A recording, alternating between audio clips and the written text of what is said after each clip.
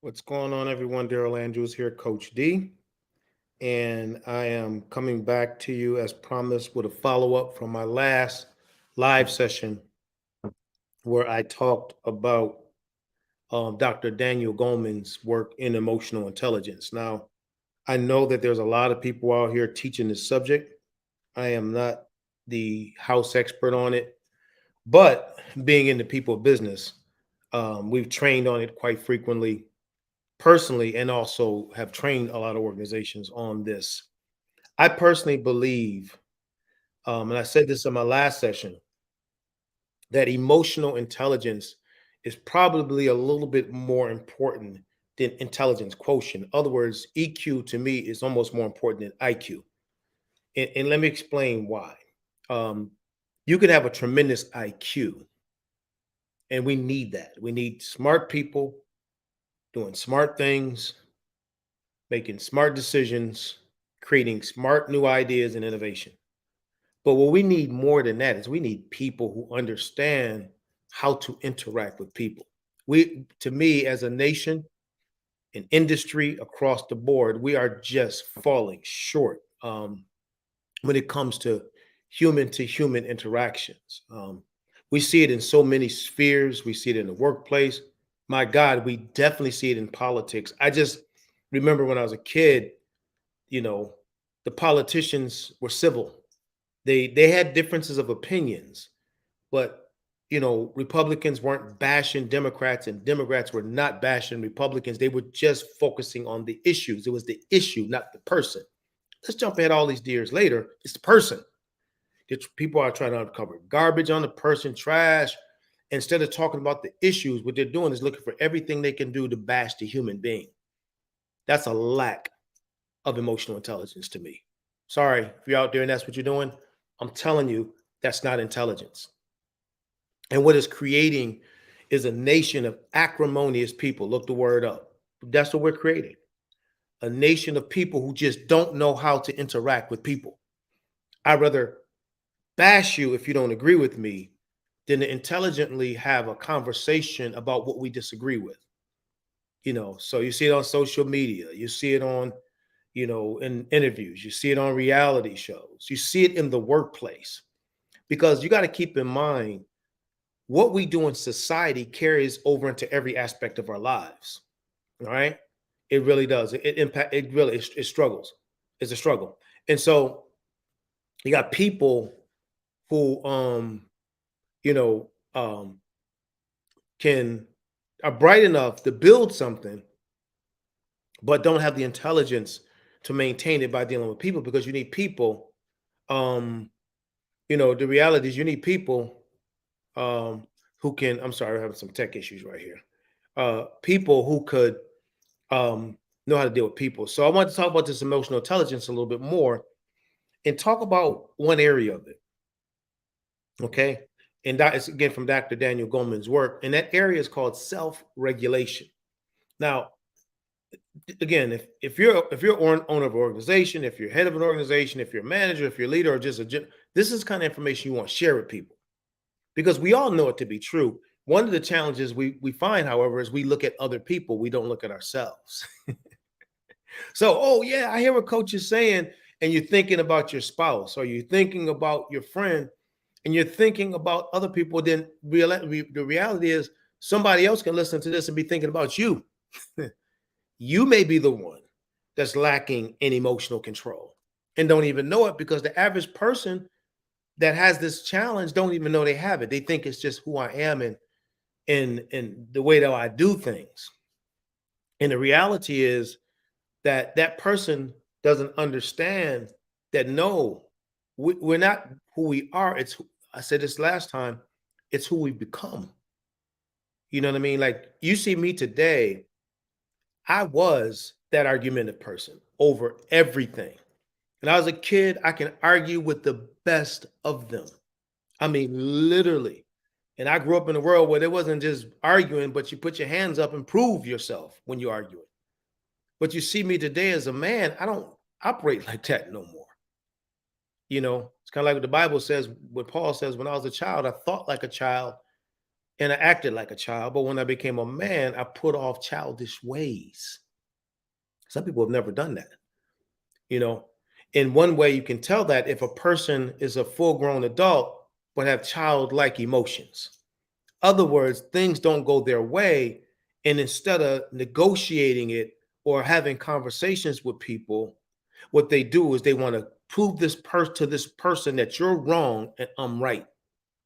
And so they go in on them, you know, and that's a sure sign of a lack of emotional intelligence.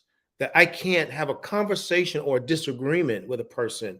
I got to always be right. Now, the question becomes, why do I have to always be right? You know, what's inside of me? What happened in my life that caused me to be the kind of person that I can't have an intelligent conversation with people? Why do I always have to be right? See, that's a person that has not mastered self-regulation. And I love what Dr. Goleman's talking about with this piece, because you don't have to be a leader. You can just be anybody, you know, it doesn't matter who it is. But when I'm talking about regulation, that basically means that I'm able to temporarily uh, take what I'm thinking about and what I'm thinking about saying and put it on the shelf, analyze it, and come back with a response later. That's self-regulation. I've only seen very few people in my lifetime that's good at that. But the people who are good at it are the ones who understand it and have worked on it. So, like I said, for me, I said I was argumentative as a kid, and then I start realizing something.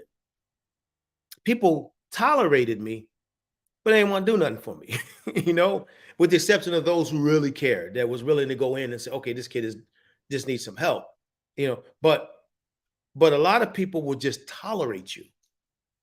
And a sign that they're just tolerating is they don't you don't hear from these folks. They won't interact much with you. They would, if they see you somewhere, they'll speak to you, they'll be nice to you, to be kind to you, but they ain't making no special effort because a person lacks self-regulation. First thing that comes to mind, I'm gonna say it. You make me feel a certain way, you're gonna hear it.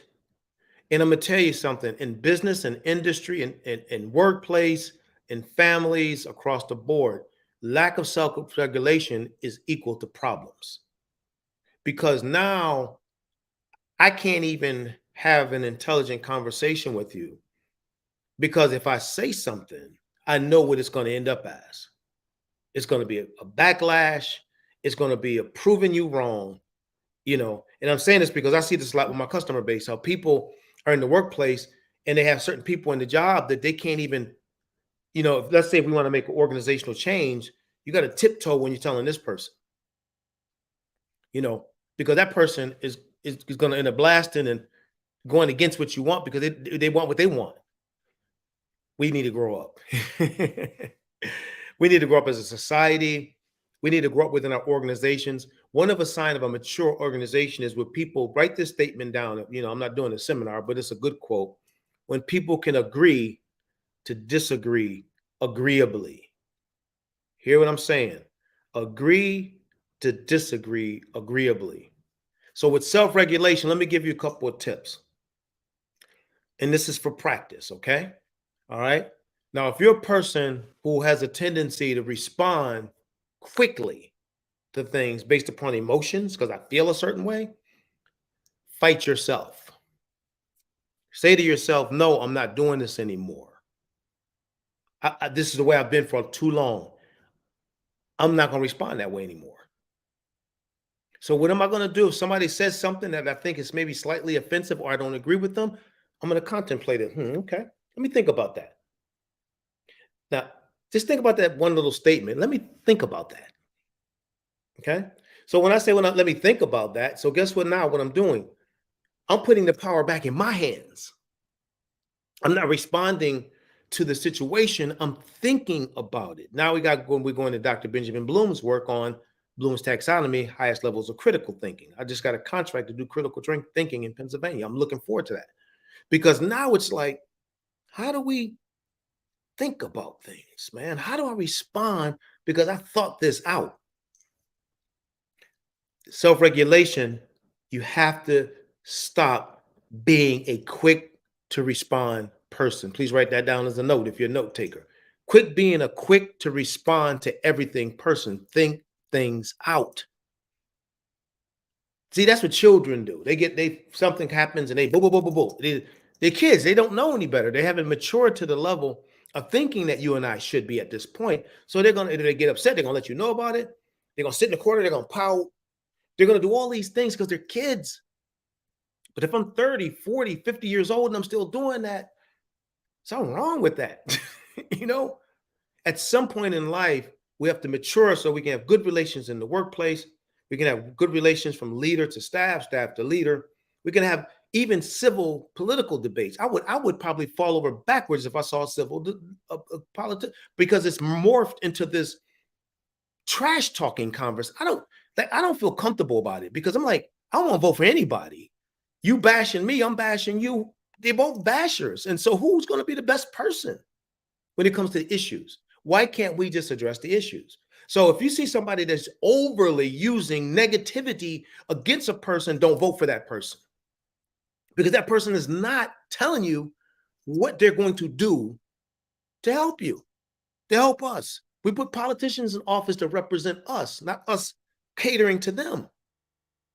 So I'm not talking about politics, but I'm using that as an example of lack of emotional control. Because people just get angry. I'm going to talk about you, things like that. That sounds like what 3-year-olds do, not grown people. All right, just like Coach, man, you're going in deep on this. I am because I look at, a lot of people watch these videos I do, and a lot of you have great influence out there. If you agree, just type in the chat feature, man. I would love to see it. Some of these are hard to see because I'm using the technology, but type in there what your thoughts are. Do you agree with me? Do you disagree? Is Coach just blowing off smoke? You know what I mean? Is he using too much emotion to talk about emotional control? But my hope hoping us is to learn so that we can learn self-regulation. That will prevent a lot of challenges in society, a lot of challenges in relationships, a lot of challenges in the workplace. If I can simply think before responding, think before responding. Because going back to my fellow consultant and dear friend, Pierre Campbell, my response is my responsibility. I can't tell the person next to me how to respond to anything. That's their choice. But what I can do, right, is think about mine. And let me say this to you. Second thing I want to share about self-regulation that you need to think about. All right. The first thing I've mentioned is that you just have to pause. You got to take time. But the second thing you want to think about is this, and this is just a benefit. It gives you power. Because here's what happens. It's not that you're not feeling a certain way about a situation. You're just now responding to it in a mature fashion, which that's what you call a great leader. I can still, like, if something negative happened, I can still come back and deal with negative stuff. I just don't have to deal with it by fighting fire with fire. I don't have to get in somebody's face, holler, scream at them as they're hollering and screaming. Okay, we'll get back with you on that and talk about number coming back. It may mean you're fired. It may mean that if you're a boss and you got somebody that's insubordinate, you can't keep people around that's insubordinate. But it could be a situation where the person was dealing with something and you got to be able to analyze in that moment, was that person responding based upon the way they always responded, or were they responding that way based upon the fact that they just had something happen to them? See, that's two different scenarios. Two different scenarios. So self-regulation, I'm going to be talking about this for a while, and I got a few more things I'm going to be talking about with self-care as we go into the new year, because we're about to release some major self-care type stuff. You'll hear more about it as we go along. But I want this emotional intelligence to be a part of it, because to me, it's a part of self-care. If I can control my emotions, and keep in mind what Goleman is talking about, emotional intelligence, that means I'm smart. I'll type that one in the chat feature here. All right. Smart when it comes to my emotions. And most people have never heard this before. Smart when it comes to my emotions. Wow. I love the fact that he created this whole thing. because it's made me a better person. I realized I didn't have a lot of emotional control as a child. I was very argumentative and temperamental. Yeah. But now I'm smart when it comes to my emotions. I'm not perfect at it, but I'm smart. I don't let any and everything get to me anymore. Some people say that's age. No, I started doing this a long time ago. I debate a lot. I have to debate because you deal with a lot of acrimonious people. So you can't just stand there and let them tear you apart. So you find yourselves in a lot of battles. But I'm gonna tell you right now, I don't create battles. I'm not one that's going to stir up pots with people. I find myself in situations, but I'm not one that's going to stir that pot. So the reality is self-regulation is a critical part of emotional intelligence.